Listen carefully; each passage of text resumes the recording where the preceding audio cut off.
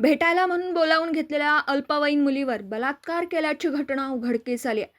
या प्रकरणी पीडित मुलीच्या आईने सांगली शहर पोलिसात फिर्याद दिली असून पोलिसांनी संशयित सरफरोश अस्लम समलेवाले राहणार वाघमोडे नगर कुपवाड याला मंगळवारी अटक केली आहे. त्याच्याविरुद्ध बलात्कार आणि सुधारित बाललैंगिक अत्याचार प्रतिबंध पोक्सो कायद्यात तरतुदीनुसार गुन्हा दाखल करण्यात आला.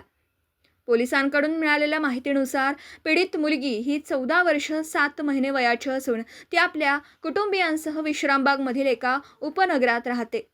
संशयित सरफरोश समलेवाले हा कुपवाडमधील एका कापड दुकानात काम करतो. त्या कापड दुकानदाराचा आणि पीडित मुलीच्या पालकांचा एकमेकांशी परिचय आहे. त्यामुळे पीडित मुलगी आणि संशयित यांची गणेशोत्सवाच्या काळात ओळख झाली होती. या ओळखीचा फायदा घेत संशयिताने ऑगस्टमध्ये पीडित मुलीला भेटायला म्हणून विश्रामबागमधील एका शाळेजवळ बोलावून घेतलं. तेथून तिला आपल्या दुचाकीवर घेऊन एका लॉजमध्ये तिच्यावर बलात्कार केला. असाच प्रकार पुन्हा सप्टेंबरमध्येही घडला असल्याचं पीडित मुलीच्या आईने आपल्या फिर्यादीत म्हटलंय.